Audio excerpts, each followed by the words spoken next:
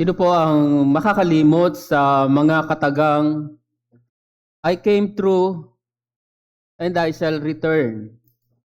Yan ay mga naging kataga at naging pangako na noon ay si General Douglas MacArthur nang siya'y dumating sa Australia mula sa ating bansa noong ikalawang digmaang pandaigdig o ng World War II. At ang kanyang pangakong yan ay kanya namang tinupad makalipas lamang ang mahigit 2 taon. Siya'y bumalik sa Pilipinas. Noong ang Panginoong Jesus ay minsan dumako sa lupa, siya ay nangako rin na babalik. Ngunit marahil ang tanong ay bakit hanggang ngayon ay hindi pa rin siya bumabalik? Ay, tila napakatagal yata nun. At meron namang paliwanag dyan ng Biblia. Katunayan ay maliwanag ang sinasabi dyan ng Biblia. At ito nga ang ating tutunghayan ngayong umaga. Kaya minsan pa ay inibitahan ko kayong buksan ang inyong mga Biblia. Sa ikalawang sulat pa rin ni Pedro, ang tutunghayan natin ay Kabanata 3, mula talatang 1 hanggang 9. Ikalawang sulat ni Pedro, 3, mula talatang 1 hanggang 9. Ito po ang sinasabi ng salita ng Diyos. Mga minamahal, ito ngayon ang ikalawang sulat na isinusulat ko sa inyo, at sa dalawang ito'y ginigising ko ang inyong tapat na pag-iisip sa pamamagitan ng pagpapaalala sa inyo. Na dapat ninyong maalaala ang mga salitang ipinahayag nung una ng mga banal na propeta at ang utos ng Panginoon at tagapagligtas sa pamamagitan ng inyong mga apostol.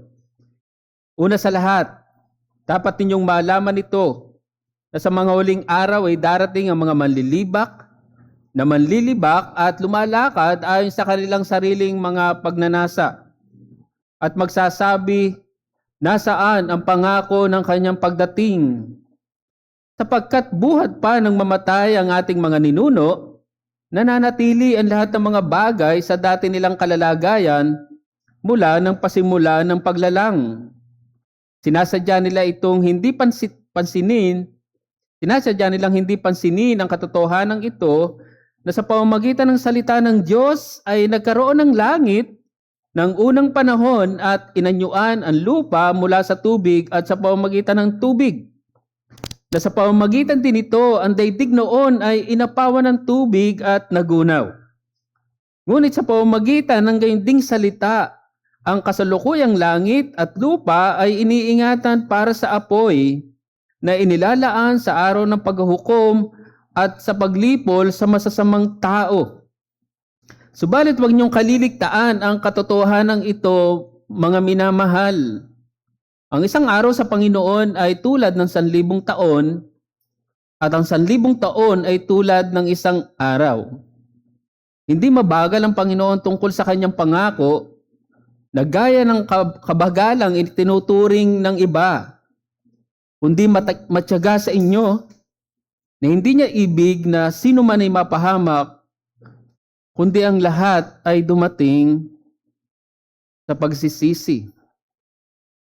Ayon na rin kay Pedro sa ating binasa, ito yung kanyang pangalawang sulat sa mga Kristiyano na ayon naman sa kanyang unang sulat sa Kabanata 1, talatang 1 ay mga nangalat sa Ponto, Galacia, Cappadocia at sa iba pang lugar na noon ay tinatawag na Asia Minor. At ayon rin sa kanya, sa kanyang pangalawang sulat na ito, kasama na rin ang kanyang naunang sulat, ang layunin niya ay para paalalahanan sila. Napakaganda ng layunin at hangarin ni Pedro. Gaya ng alam natin na sa pagkakataong ito, si Pedro ay matanda na at malapit ng mamatay. Yan ang sinabi sa Kabanata 1, talatang 12 hanggang 15 sa kanyang unang sulat. At bilang mabuting pastor, siya ay muling nagpapaalala sa mga Kristiyanong ito na binanggit niya sa ating teksto na mga minamahal. So ganun kamahal ni Pedro ang mga Kristiyanong ito. At dahil mahal niya mga Sinulatan niyang ito, ang mga mananampalatayang ito ay ganun na lamang. Yung kanyang pagpapaalala sa kanila kahit hanggang sa huling sandali ng kanyang buhay. At dito nga, particularly, ang nais ipaalala sa kanila ni Pedro ay patungkol sa muling pagparito ng ating Panginoon or the second coming of Christ. Maalala nyo sa ating mensahe nung nakaraang linggo sa sulat din ni Pedro, sa sulat din na ito ni Pedro, maalala nyo na ipinaalala doon yung patungkol sa pagkatawag at pagkahirang sa kanila ng Panginoon. Sinabi doon na lalo nilang pagsikapang patatagin ang pagkatawag at pagkahirang sa kanila. Pero dito, ang ipinapaalala sa kanila ni Pedro ay patungkol sa muling pagparito ng Panginoong Hesukristo. Ang dahilan nito ay sapagat merong nagtuturo sa kalipunan ng mga mananampalatayang ito na wala daw pagbabalik ng Panginoon. Sila yung mga tinawag dito ni Pedro na mga manlilibak, scoffers. Sila yung mga bulaang guro. Sila ay hindi naniniwala na babalik ang Panginoon. Yan ang sinasabi at pandaraya ng mga Kristiyanong ito na sinulatan ni Pedro. Sinasabi nila, nasaan ang pangako ng kanyang pagdating? Nanlilibak sila at ang tila suporta nila sa kanilang mga panlilibak na ito ay sinasabi nila, buhat pa raw nung mamatay ang kanilang mga ninuno, referring sa mga Old Testament fathers, ay nananatili daw ang lahat ng mga bagay sa dati nilang kalalagayan. Mula nung pasimula ng paglalang. Gusto nilang sabihin diyan na hindi raw nakikialam ang Diyos sa mundo. Pero ayon kay Pedro, sadyang ayaw lamang pansinin ng mga taong ito ang katotohanan na ang Diyos ay nakikialam sa mundo, na ang Diyos ay nag-i-intervene sa mundo na kanyang nilalang. At dito si Pedro ay nagbigay ng dalawang halimbawa o patunay, ebidensya, na sa umpisa pa lamang ay nakikialam na ang Diyos sa mundo na kanyang nilalang. At ano yung dalawang bagay na ibinigay dito? Una, ang patungkol sa paglikha. So, ang maalala nyo dyan ay yung creation account sa Genesis. Sinabi dyan ni Pedro na sa pamamagitan ng salita ng Diyos, alam natin lahat ito, nagkaroon ng langit nung unang panahon at inanyuan ng lupa mula sa tubig at sa pamamagitan ng tubig. That's the creation account. At ang pangalawang halimbawa na ibinigay dyan ni Pedro ay yung patungkol naman sa ginawang paggunaw ng Diyos sa sanlibutan. Sinabi sa verse 6, may paglikha, pero sa kasamaan ng tao ay ginunaw ang sanlilikha noon. Remember the flood in the days of Noah in Genesis chapter 6 to 8. At ayon kay Pedro, nalalaman ito ng mga taong ito, ng mga bulaang gurong ito. Nalalaman ng mga manlilibak na to, ng mga scoffers na to, yung nangyari sa sanlibutan noon, ang nangyaring ito sa kasaysayan. Pero pilit nila itong itinatanggi. Ganyan katuso ang mga taong ito, kaya muli gayon na lamang yung pagpapaalala dito ni Pedro sa mga mananampalatayang ito na kanyang sinulatan. At dito, ipinaunawa sa kanila ni Pedro na sadyang ninanais. Sadyang iniintensyon ng Panginoon na hindi pa siya bumalik. Hindi dahil siya'y mabagal sa kanyang pangako, hindi dahil siya'y mabagal sa pagtupad sa kanyang iniwang pangako nung siya'y unang pumarito sa lupa. Ang dahilan noon ay para bigyan ng pagkakataon ang lahat na magsisi.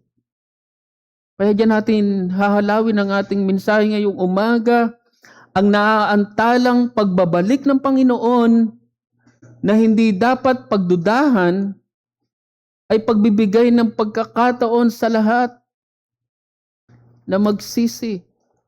Ang naaantalang pagbabalik ng Panginoon na hindi dapat pagdudahan, lalo pa ng mga mananampalataya, ay pagbibigay ng pagkakataon sa lahat na magsisi.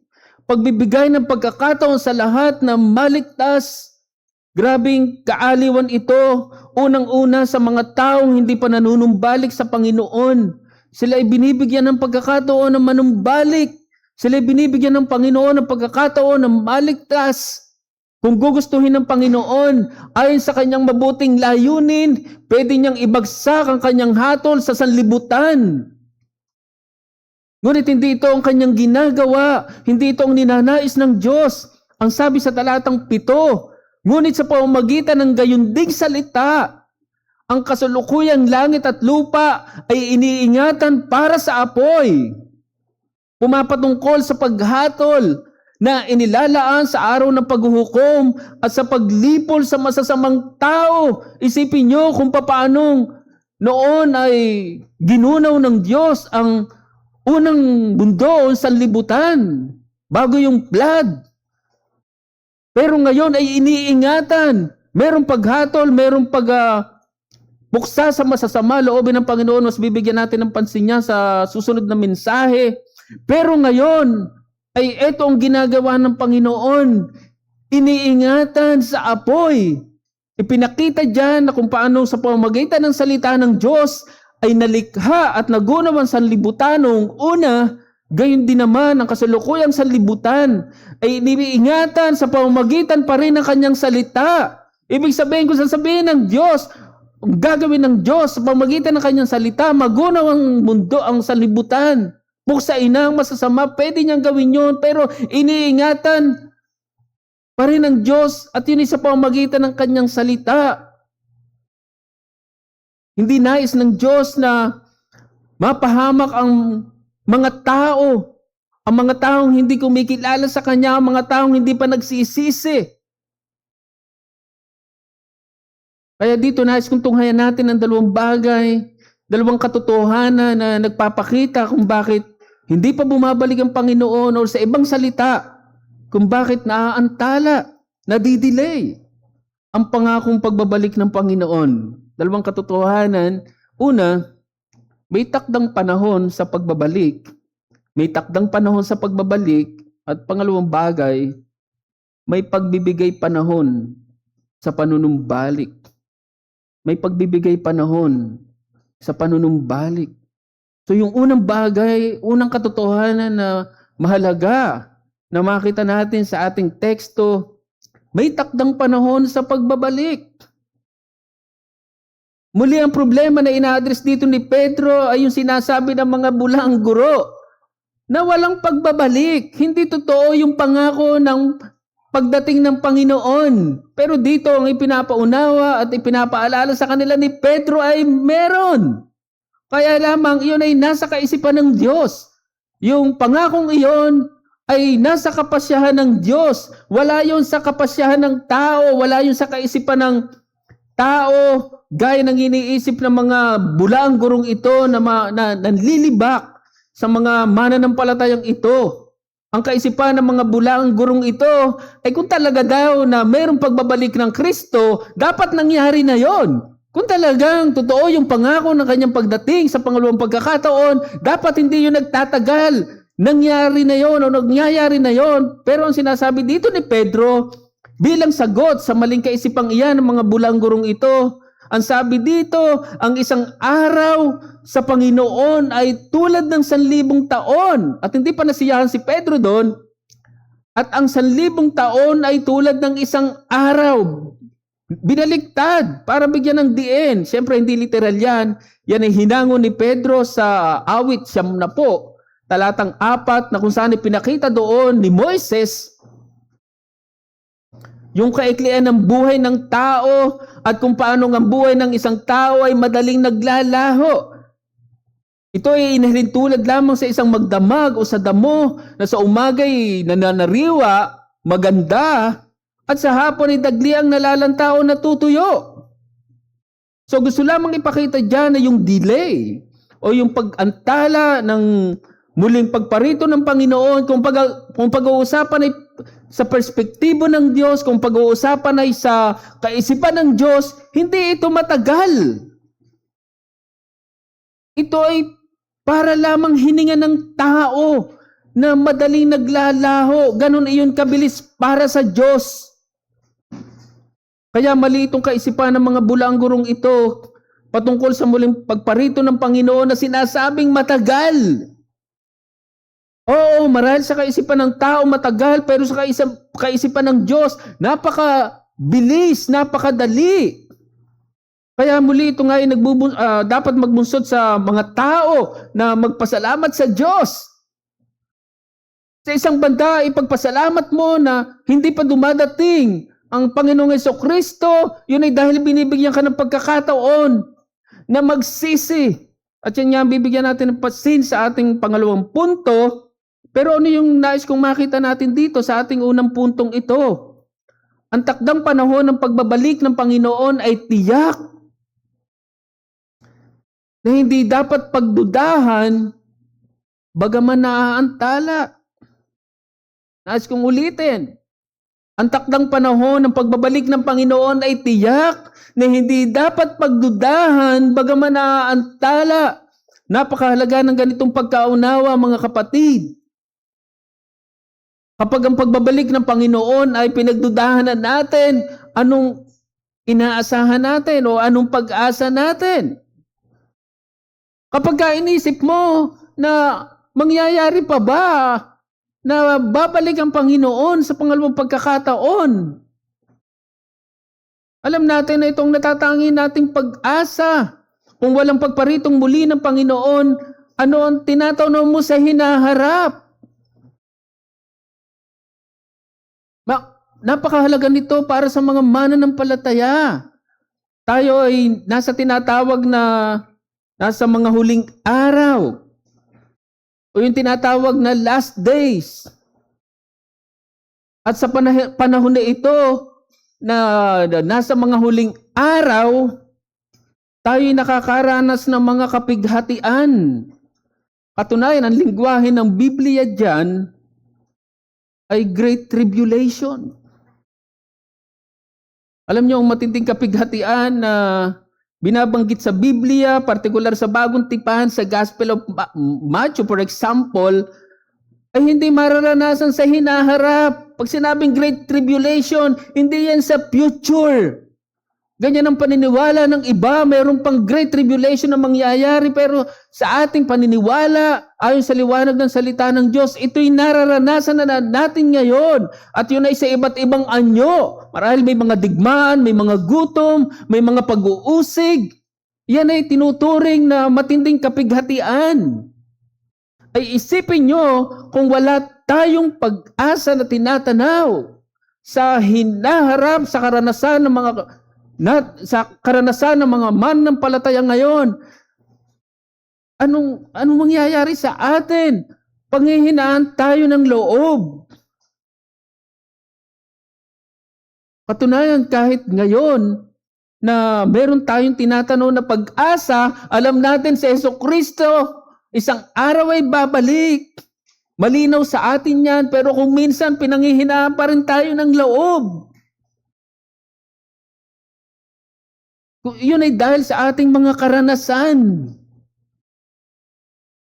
Ngayon, paano pa kung walang pagbabalik ng Kristo?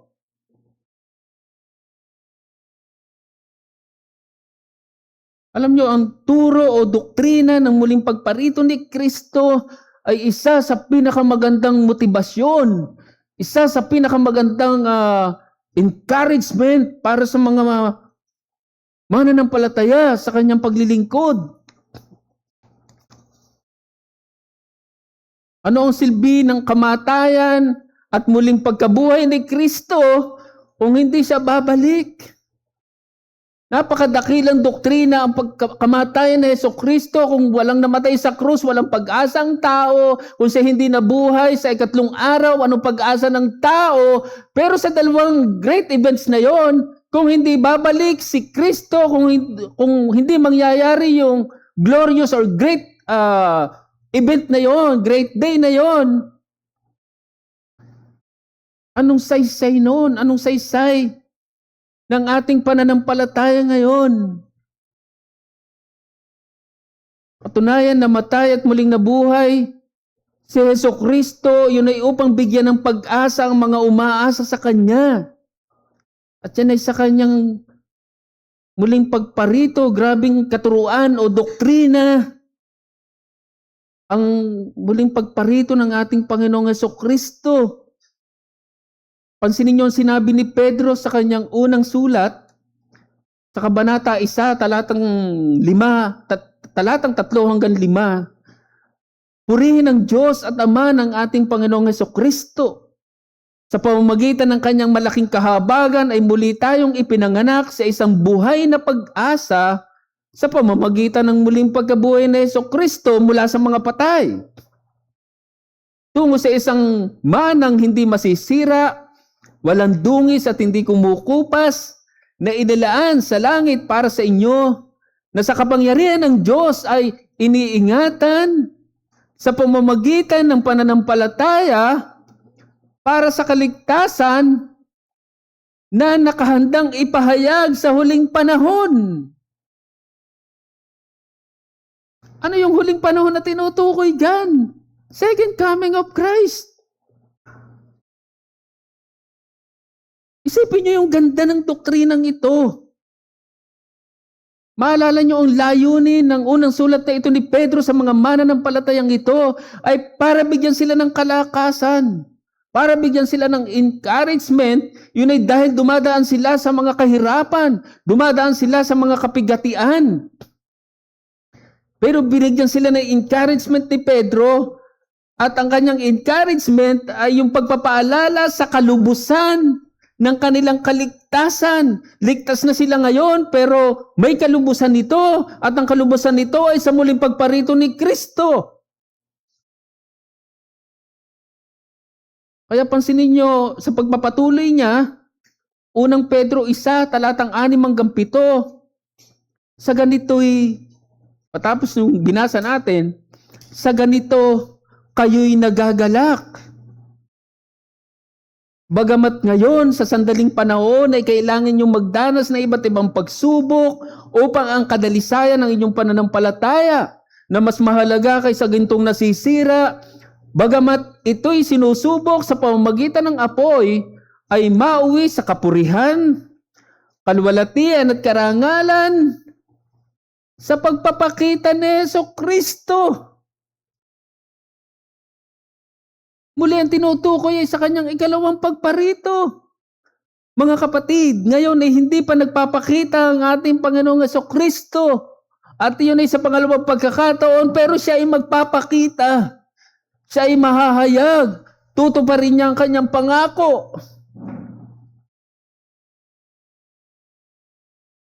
Kaya kung sa tingin natin ay walang nangyayari sa mga kaganapan ng pangakong ito, parang nagdududa ka na. Ito bang aking karanasan na to? O nakikita natin ay talaga bang mangyayari to? Talaga bang magaganap pa to? Sa kabila nito, huwag kang magduda. Sa kabila nito, huwag kang ma-disturb. Ganyan ang kalalagayan ng mga mananampalatayang sinulatan ni Pedro. Ang problema ng mga bulang gurong ito na tinutukoy dito ni Pedro, muli, sinasabi nila na hindi nakikialam ang Diyos. Sa mundo na kanyang nilikha, hindi yun totoo. That's deism. Kung ang Diyos ay hindi nakikialam sa mundo na kanyang nilikha, panghihinaan tayo ng loob, mga kapatid.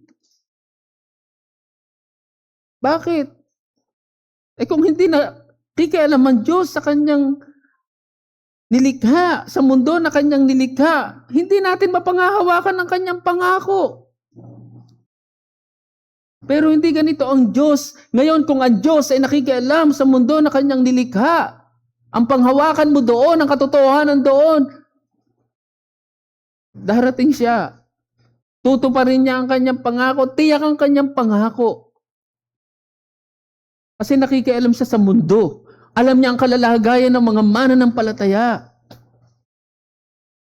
At napakahalaga na panghawakan natin ito, mga kapatid. Siguro, kung ikaw ang nasa kalalagayan ng Pilipinas noong Second World War, na ang kanilang inaasahan ay ang suporta ng Amerika, ay siguro hindi madaling magtiwala, siguro hindi madaling asahan yung pangako ng kanilang general na si Douglas MacArthur na ako'y babalik. Dumating ako sa Pilipinas pero ako'y babalik. Parang ang hirap panghawakan nun. Totoo kaya yun? Mangyayari kaya yun? Makikipagdigma pa rin kaya ang general para talunin ang mga mapangaliping Hapon? Pero siya'y bumalik. Ngayon, paano pa ang Panginoon? Ang hamon ko ay sa halip na magduda sa naaantalang pagbabalik ng Panginoon, ilagay natin ang ating pagtitiwala dito. Matuto tayo na panghawakan ang katotohanan ito. Ang hindi natin maitatanggi sa sinasabi dito ni Pedro ay ang katotohanan na pwede tayong madaya sa bagay na ito. Pwede tayong madaya na wala ng pangako ng kanyang pagdating. Katunayan, meron nang nakumbinsi. Ang mga bulaang gurong ito sa kanilang kalagitnaan, maalala nyo, mga naging kabilang sa iglesia itong mga bulaang gurong ito, kasama sa kanilang mga pista sa Lord's Supper. May mga nakumbinsi na. Kaya gayon na lamang ang pagpapaalala dito ni Pedro. Pansinin niyo muli ang sinabi sa unang talata, mga minamahal. Ito ngayon ay ikalawang sulat na isinusulat ko sa inyo. At sa dalawang ito'y ginigising ko ang inyong tapat na pag-iisip. Sa pamamagitan ng pagpapaalala sa inyo, mga kapatid, napakahalaga ng ating pag-iisip sa bagay na ito. Ang sinabi ni Pedro, tapat na pag-iisip, ginigising. Ang gustong sabihin ni Pedro, napakahalaga para sa inyo na manindigan na manghawakan sa katotohanan ito. Alam nyo, hindi natin tungkulin na malaman o alamin kung kailan babalik si Kristo. Hindi natin yung tungkulin. Ang tungkulin natin ay pagtiwalaan ang katotohanan ito na babalik ang ating Panginoong Hesukristo. At ito ang ipinapaunawa ni Pedro sa mga Kristiyanong ito. Totoo na ito'y naaantala. Hindi maitatanggi yun. Talagang naaantala. Pero ito ay tiyak. Ito ay magaganap. Ito ay mangyayari. At ito ang gusto kong maunawaan ng lahat ng naririto. Sa inyo na aming mga kasama. Sa inyo na aming mga bisita ngayong umaga. Sa inyo na aming mga mahal sa buhay, mga kaibigan. Kung hindi nyo naiintindihan na si Kristo ay babalik, anong pag-asa ninyo? Ang mga bulaang guro na tinutukoy dito ni Pedro ay mga walang pag-asa. Bakit walang pag-asa? Sapagkat hindi sila naniniwala na ang Panginoon ay babalik. Sana wag kayong maging katulad ng mga bulaang guro na walang pag-asa, na hindi naniniwala sa muling pagparito ni Kristo. Kaya nga pila ko sa inyo, pagtiwalaan nyo na mayroong pagbabalik ng Kristo, at kung naniniwala kayo na mayroong pagbabalik ng Kristo, manampalataya kayo kay Hesukristo. Yan ang tanging yung pag-asa. Isang araw matatapos ang kasaysayan ng mundo. Huwag niyong isipin na kapag dumating si Kristo, meron pa na millennium. At meron pa kayong chance na maligtas, meron ganyang eskema. Pero hindi yung totoo. Hindi po pwedeng kung kailan nadyan na ang Kristo ang maglulubos ng kaligtasan ng mga mananampalataya, ng mga Kristiyano, at saka ako'y mananampalataya sa Kanya. Hindi. Walang ganon. Ngayon pa lamang ay hinihimo kayo na manampalataya kay Hesukristo. Yan ang tanging yung pag-asa. Mga mahal sa buhay, mga kaibigan namin. At sa atin ng mga mananampalataya, ito rin yung tanging mong pag-asa. At napakahalaga na maunawaan mo to. Kilala natin si David Brainerd. Siya isang misyonaryo sa mga India noon, sa New Jersey noong 1740s. At ito ang naging encouragement ng missionary na to hanggang sa kanyang kamatayan sa edad lamang na 29. Pansinin niyo ang kanyang sinabi sa kanyang diary 7 araw bago siya mamatay noong 1747. Ayon sa kanyang diary, Friday, October 2. My soul was this day turned sweetly on God.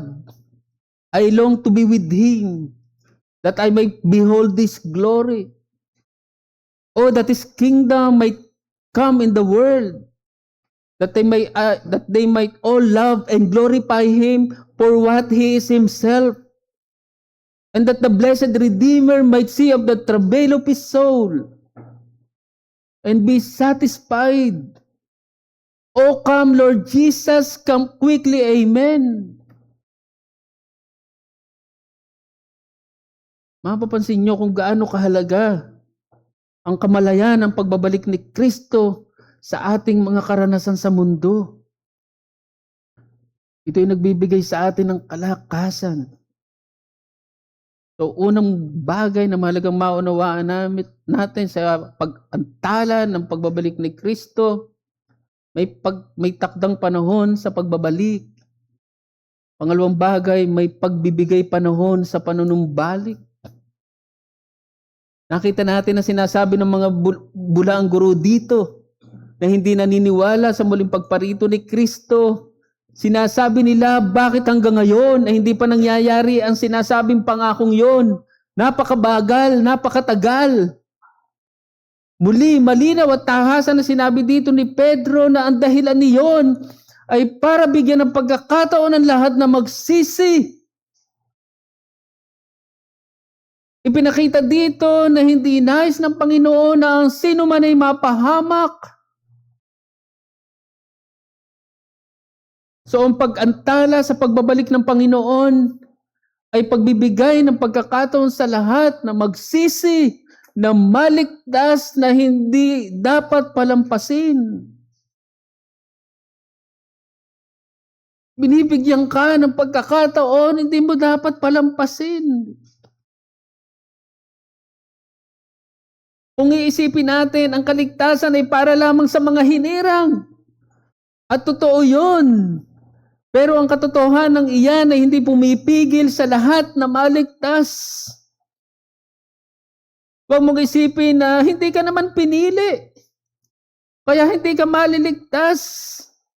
O wala kang pagkakataon na maligtas. Hindi. Mali ang kaisipan na yan.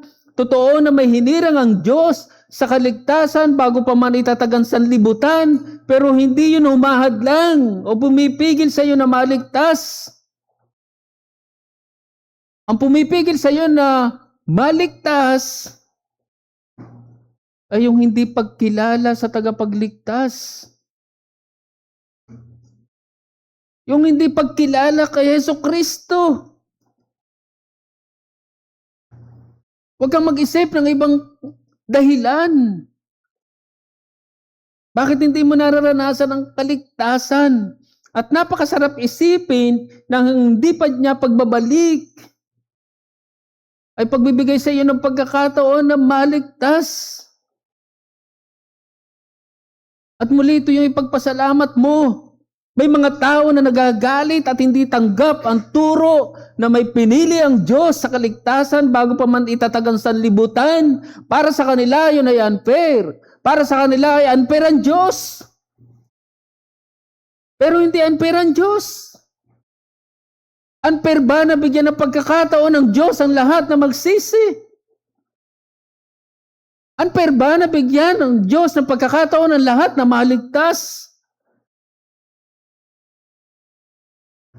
Katunayan, kahit hindi bigyan ng Diyos ng pagkakataon ng lahat na magsisi, hindi pa rin unfair ang Diyos. Bakit hindi unfair ang Diyos? Sapagkat ang tao ay makasalanan. At dahil ang tao ay makasalanan, karapat-dapat siya sa pagpaparusa ng Diyos. Pero hindi yun ang ginagawa ng Diyos.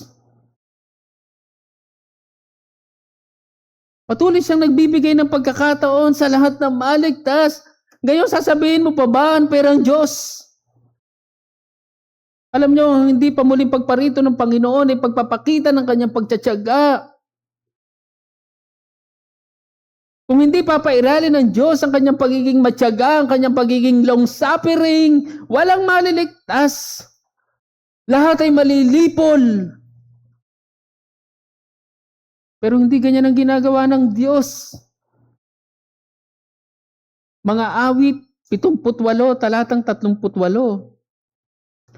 Gayunman siya, palibhasa'y mahabagin, pinatawad niya ang kanilang kasamaan at hindi sila nilipol. Madalas na pinipigil niya ang kanyang galit at hindi pinupukaw ang lahat niyang puot. Awit 103, talatang 8 hanggang 9. Ang Panginoon ay mahabagin at papagbiyaya. Hindi magagalitin at sa tapat na pag-ibig ay sagana. Hindi siya laging makikipaglaban, ni pananatilihin ang kanyang galit magpakailanman. Sa dalawang passage pa lamang na yan, unfair ba ang Diyos? Sa dalawang passage pa lamang na yan, magagalit ka ba sa Diyos? Kung ang bayang Israel ay hindi pinagpasensyahan ang Diyos, matagal na silang lipol. Walang matitira sa kanila, pero hindi ganyan ang ginawa sa kanila ng Diyos. Tayo man na inabot ng kaligtasan sa atin ng mga mananampalataya, kung hindi tayo pinagpasensyahan ng Diyos, napahamak na sana tayo. At ito rin ang dapat nating ipagpasalamat sa Diyos. Salamat sa kaligtasan na tinatamasa natin ngayon. Tayo man ay hindi karapat-dapat sa kaligtasan na tinatamasa natin ngayon, mga kapatid. Tayo man ay hindi karapat-dapat datnan ng kaligtasan, pero dinatnan tayo. Nasaan tayo ngayon? Nasaan ka, kapatid? Sa iyong kalalagayan ngayon. At ito pa rin ang dapat ipagpasalamat ng mga hindi pa dinadatnan ng kaligtasan. Kayo man ay nararanasan ang pagpapasensya ng Diyos. Kayo man nararanasan ang pagpapahinuhod ng Diyos. Hindi nyo ba yun nakikita? Sa inyong mga sarili. Sa tuwina na nakapakikinig kayo ng Ebanghelyo ni Jesucristo. Pero hindi kayo tumutugon, hindi ba yung pagpapasensya sa inyo ng Diyos? Pero huwag nyo sanang abusuhin ang pagpapasensya, ang habag at biyaya ng Diyos na inyong nararanasan sa inyong mga buhay. Ang pagpapakilala ng Diyos sa pamamagitan ni Moises, nung humiling si Moises, Lord, show me your glory. Magpakilala sa akin, ano bang iyong mga katangian, sino ka pa bilang Diyos? Ang sabi ng Panginoon sa Exodo 34, talatang 6 hanggang 7, ang Panginoon ay nagdaan sa harapan niya at nagpahayag, ang Panginoon, isang Diyos na puspos ng kahabagan at mapagpala, hindi magagalitin at sagana sa wagas na pag-ibig at katapatan, na nag-iingat ng wagas na pag-ibig para sa libo-libo, nagpapatawad ng kasamaan, ng pagsuway at ng kasalanan. Ngunit ito ang nais kong pansinin nyo. Ngunit sa anumang paraan na hindi itinuturing na walang sala ang may sala, na dinadalaw ang kasamaan ng mga ama sa mga anak at sa mga anak ng mga anak, hanggang sa 3 at 4 na salinlahi. Ganito natin maunawaan ng Diyos. Pamilyar tayo sa tinatawag na pardon. Ito ay isang pribilehiyo na ibinibigay ng Pangulo sa isang bilanggo. Pribilehiyo. Hindi ito isang karapatan. Alam niyo, hindi karapatan ng isang makasalanan na maligtas. Hindi karapatan ng isang makasalanan na bigyan siya ng pagkakataon na maligtas, pero binibigyan ka. Kaya ang hamon ko sa iyo, samantalang naaantala ang pangakong pagdating ng Panginoon, kunin mo o wag mong palampasin ang pagkakataon na ibinibigay sa iyo ng maligtas. Wag mong isipin na hindi pa naman siguro dadating ang Panginoon. Alam kong darating ang Panginoon sa pangalawang pagkakataon, pero hindi pa naman siguro siya dadating. Kaya hindi pa ako magsisisi. Siguro may panahon at pagkakataon pa naman ako na maligtas. Siguro in the near future. Hindi po, yan ay isang kamangmangan. Totoo na naaantala ang pagdating ng Panginoon, pero sino ang nakakaalam ng araw na yon? Ang araw ng kaligtasan ay ngayon, hindi ito'y pinagpapaliban.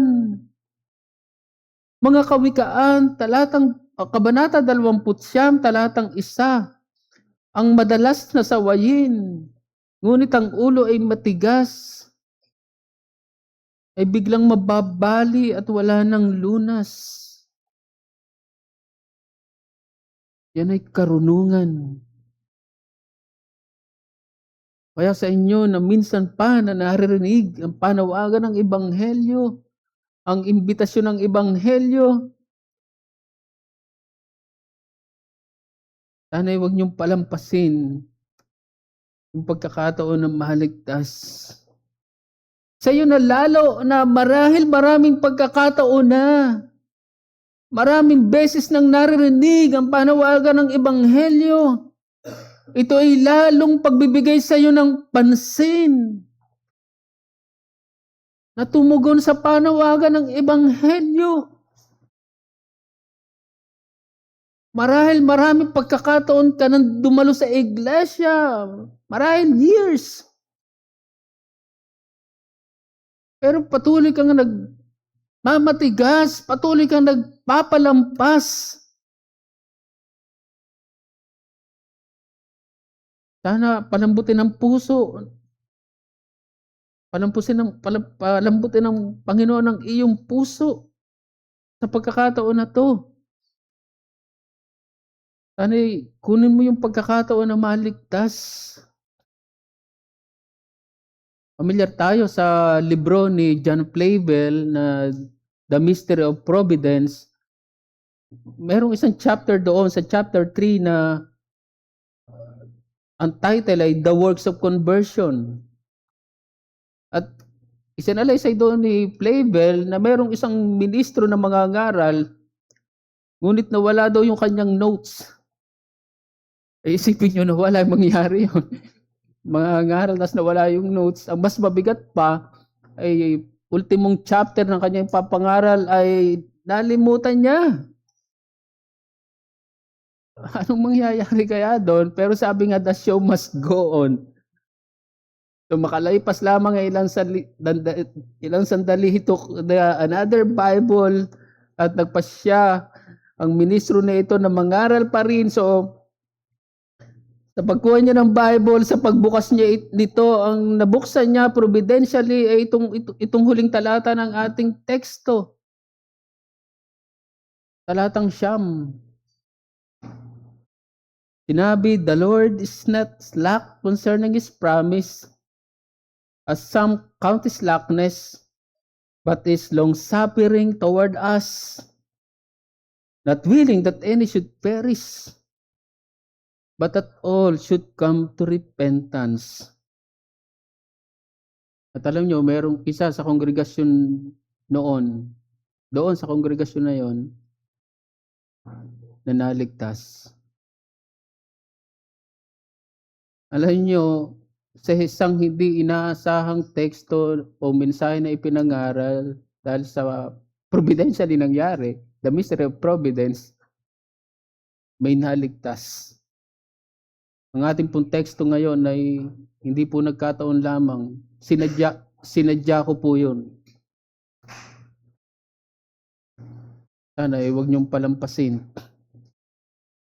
yung pagkakataon na maligtas sa isang inihandang teksto, sa isang inihandang mensahe. Ang himno na ating awitin bilang tugon ay pinamagatang biyayang higit sa ating sala. Magandang sinabi sa huling saknong 4, o ang biyaya niyang dakila nakalaan sa magtiwala. Kung siya ay nais mong makita, pumapatungkol sa muling pagparito ng Panginoong Jesucristo, kung siya ay nais mong makita, tanggapin mong kanyang biyaya. At muli, ito yung hangarin at panalangin namin sa inyo na hindi pa nararanasan ang kaligtasan ng Panginoong Jesucristo. Awitin po natin bilang tugon biyayang higit sa ating sala. Wakas po tayo sa panalangin, mga kapatid. Tunay po aming Diyos, kami nagpupuri, nagpapasalamat sa mga oras na to na kami nakatunghay sa iyong salita. Salamat sa paalala, salamat sa katotohanan na dahilan kung bakit naantala at di pa nangyayari ang iyong pangakong pagdating. Yun ay upang bigyan ng pagkakataon ang lahat na magsisi. Nawa Panginoon ay tunay na ito'y magkaroon ng kabigatan sa puso ng bawat isa, sa aming mga bisita, sa aming mga mahal sa buhay. Salamat sa mensahe na sila'y binibigyan ng pagkakataon na magsisi, na maligtas. Salamat sa katotohanan na hindi nyo nais na ang sino man ay mapahamak. Panginoon, nawa ay tunay na ito'y magbunsod sa bawat isa ng pagpapasalamat sa iyo at magbunsod sa pananampalataya sa aming Panginoong Jesucristo. Dahil itong kanilang natatanging pag-asa, ang Panginoong Jesucristo ay babalik isang araw para ganapin, para lubusin ang aming kaligtasan. Nawa Panginoon ay bago yung araw na yon ay tunay na masumpangan nyo ang bawat isa sa aming mga kasama ngayon, mga mahal sa buhay, mga bisita, mga kaibigan. Dahil may mga tumutunghay sa amin online. Nawa Panginoon ay maging malinaw sa kanila ang mensahe. Sa umagang ito para sa kanila. Magligtas ka ng isang makasalanan sa mga oras na to, O Diyos. At kami ng mga mananampalataya ay salamat sa paalala na mayroong takdang araw ng iyong pagbabalik at nawa ito'y magpatibay ng aming mga kalooban na minsan ay dumadaan kami sa mga kabigatan, mga pagsubok, mga hamon sa aming paglilingkod. Nawa ang katuruan ng muling pagbabalik ng aming Panginoong Jesucristo ay tunay na magpalakas ng aming mga kaluluwa at kami lalong maglingkod sa iyo, O Diyos. Kaya salamat sa iyo, Panginoon, sa iyong salita. Tunay na pinupuri ka namin. At ito ang aming panalangin sa pangalan ng aming Panginoong Jesus. Amen.